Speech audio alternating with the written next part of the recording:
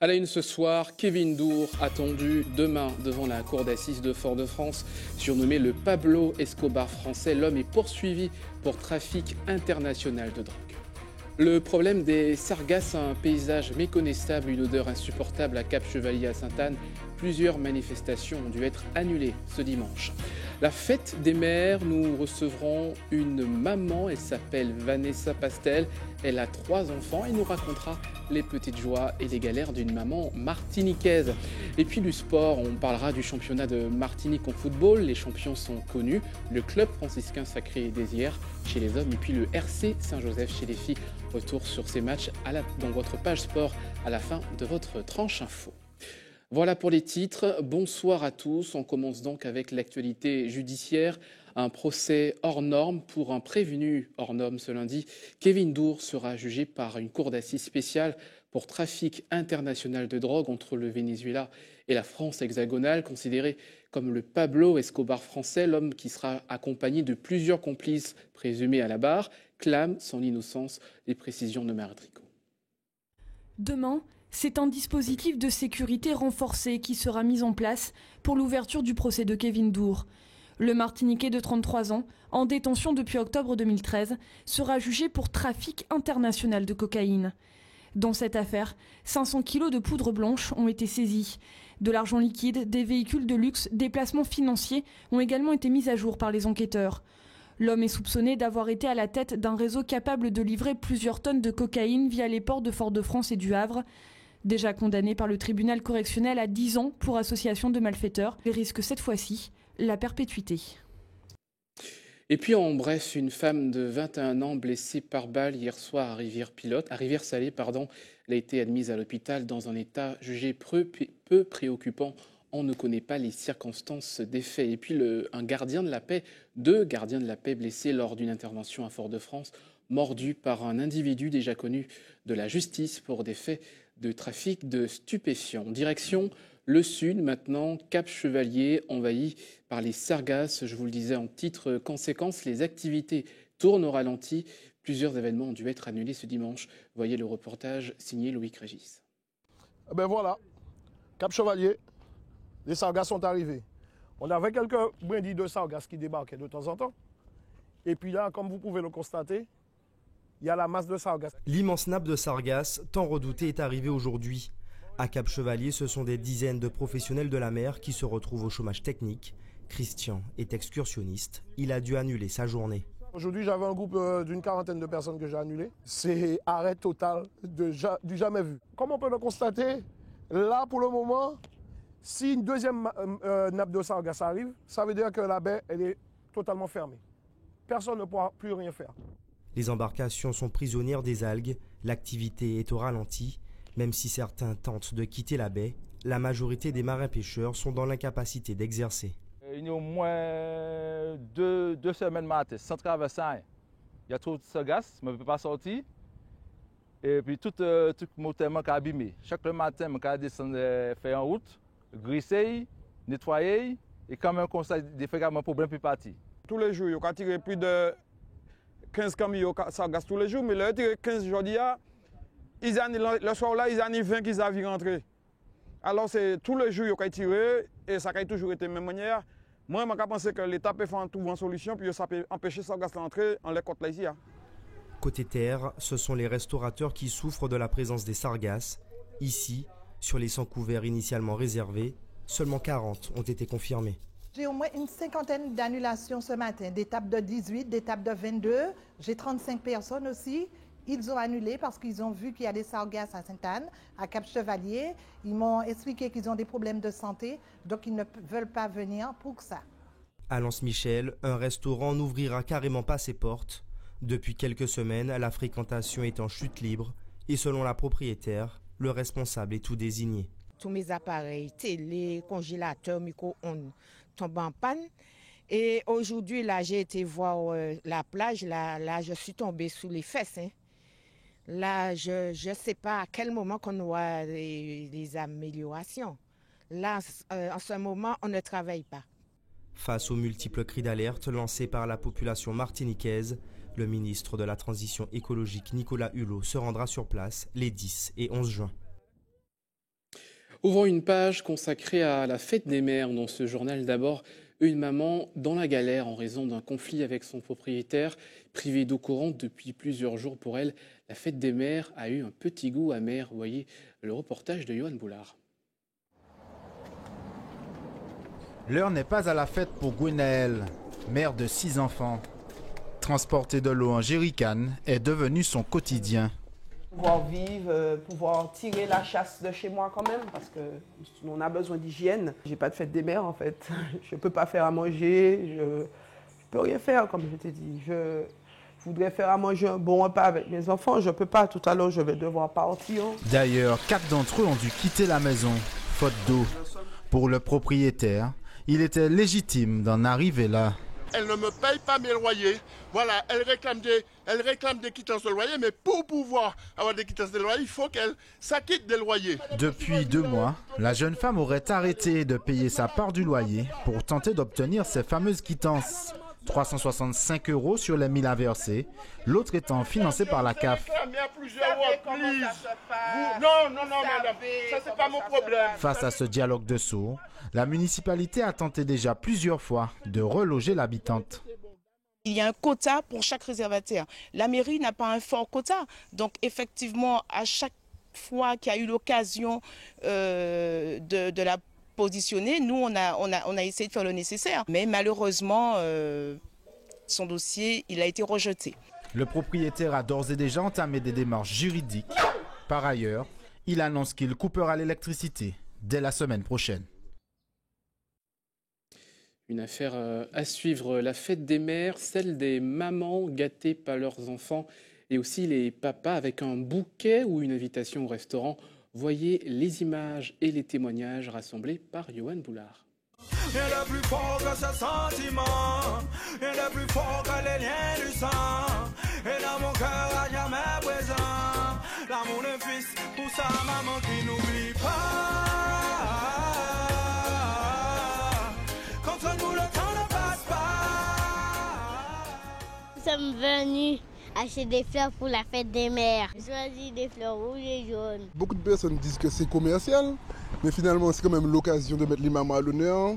Ce sont souvent des femmes exceptionnelles, donc vraiment l'occasion de marquer le coup, les remercier et puis regarder, avoir les enfants, les faire participer, leur faire comprendre que c'est important. C'est une petite pensée, hein, on se joue un peu spécial.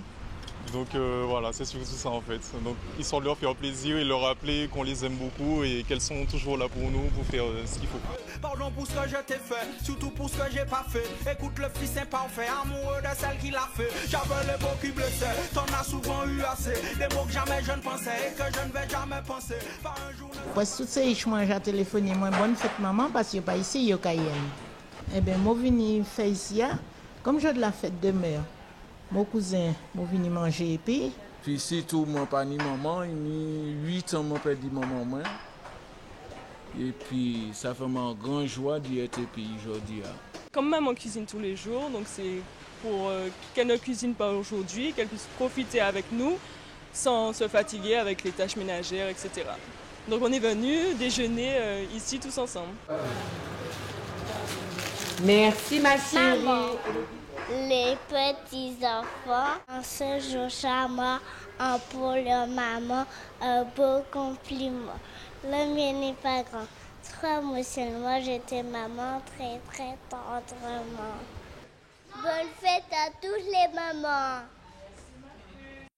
Voilà pour ce magnifique message. Et comme vous le savez, ATV, une télé de proximité, ce soir, nous recevons une maman lambda, Vanessa Pastel, bonsoir. Bonsoir. Vous êtes habitante de Rivière-Pilote, vous avez 32 ans, oui. Et vous êtes avec nous ce soir, vous allez nous parler un petit peu de votre vie de maman. Vous avez 3 enfants. Tout à fait. D'abord, comment s'est passée cette journée? Comme depuis 13 ans, réveillée par les enfants, par les poèmes, les câlins, les bisous et tout ce qui va avec. Alors, vous avez donc 3 enfants. Ils ont quel âge?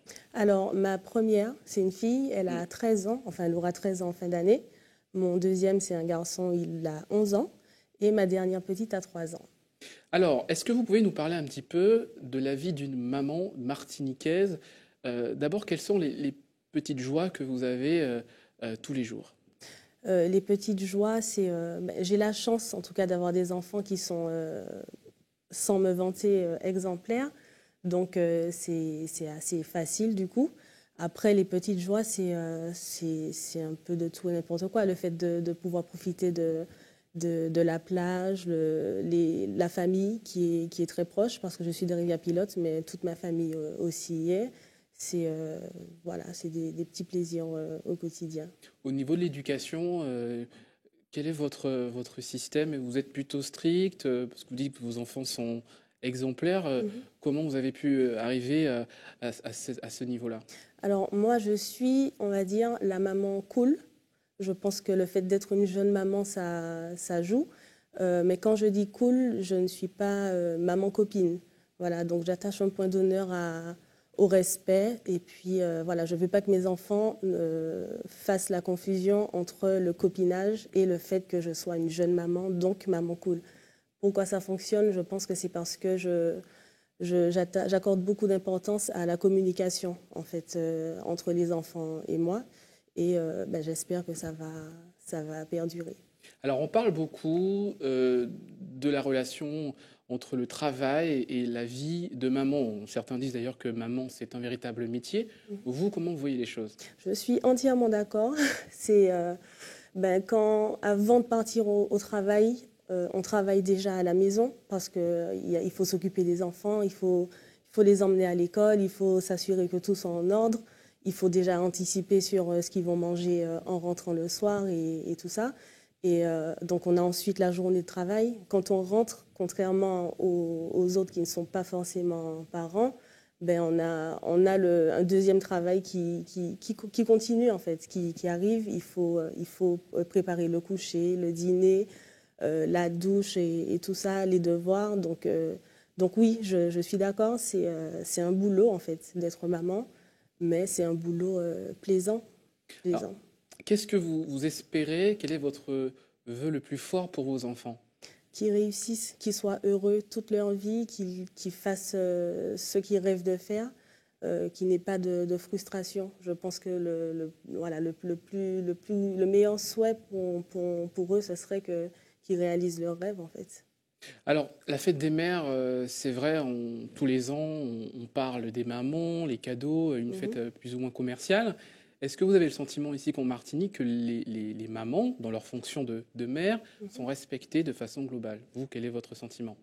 Si, je pense que oui. Je pense que oui. À tout âge, on a toujours le même état d'esprit. La maman, c'est le pilier, qu'on soit tout petit, qu'on soit âgé.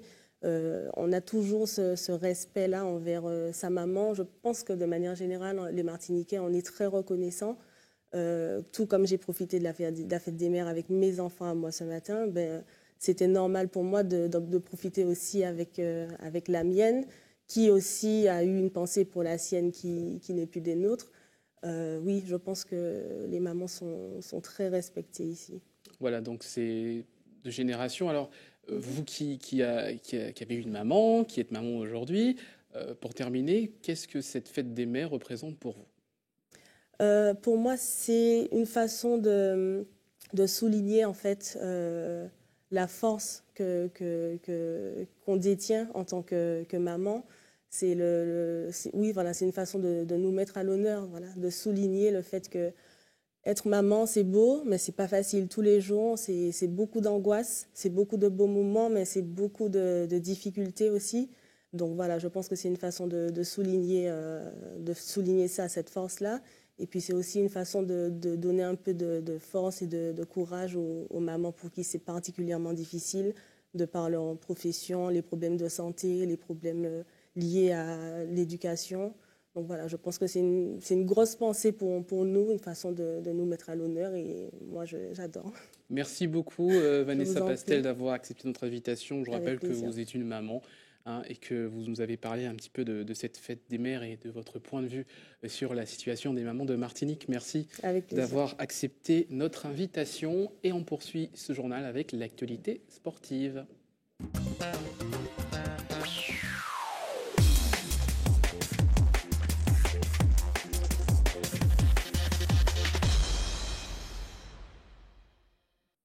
L'actualité sportive est un seul titre aujourd'hui, le football et entre guillemets l'épilogue du championnat de Régional 1 en football, notamment chez les hommes comme chez les femmes. Il reste encore une journée, mais on connaît déjà les champions. Chez les hommes, c'est le club franciscain et chez les femmes, c'est le RC Saint-Joseph. Résumé de ces matchs avec José Lechartier. Inévitablement, le club franciscain en vert et noir part avec les faveurs du public. Sur une bonne étoile cette saison, le club franciscain est en bonne position pour remporter le titre de champion. Seul impératif, un nul ou encore gagner le match. Les verts et noirs montrent très vite leurs prétentions. Dès la 3e minute de jeu, Yann Timon marque pour son équipe. Premier but des franciscains. Déterminés à faire la différence, les franciscains attaquent. Gina Elmenger est fauchée dans la surface de réparation. Penalty transformé par Yann Timon. Le club franciscain assure son titre avec ce deuxième but. Dans la seconde période de jeu, cette action collective impulsée par le capitaine Abol ne trouve pas le cadre.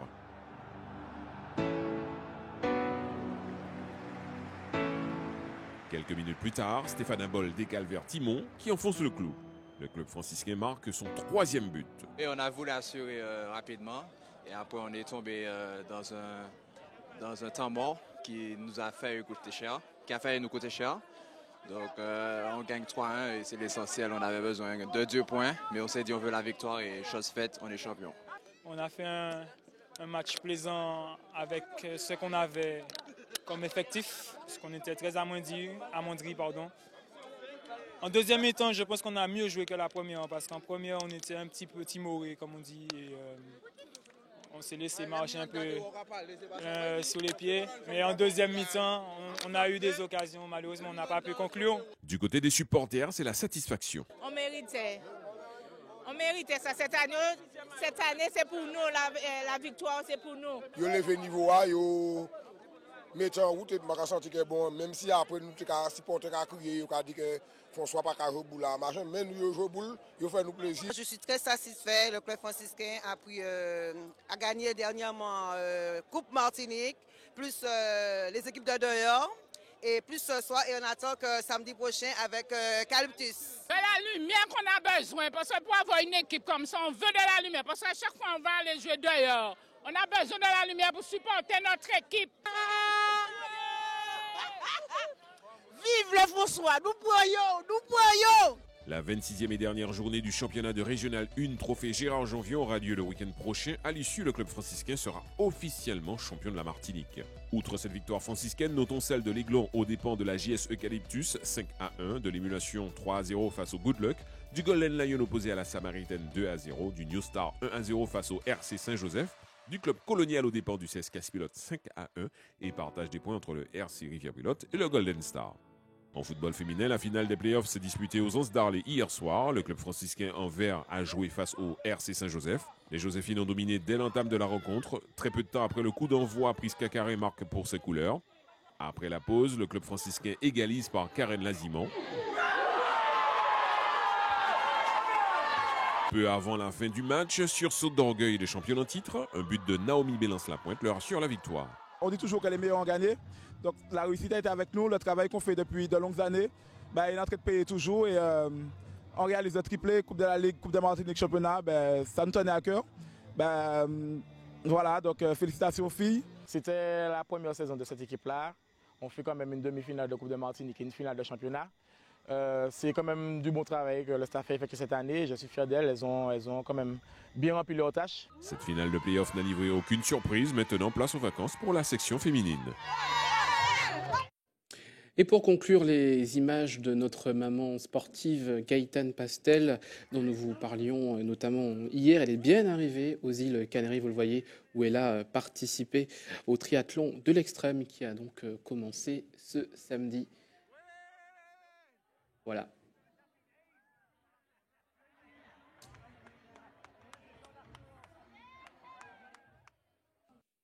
Et voilà pour cette danse de la victoire. C'est la fin de votre journal. Avant de se quitter, je vous rappelle les principaux titres développés dans cette édition. Le procès de Kevin Dour attendu demain au tribunal de Fort-de-France. Une cour d'assises spéciale pour juger ce Martiniquais de 33 ans. Il devra répondre des faits de trafic international de cocaïne.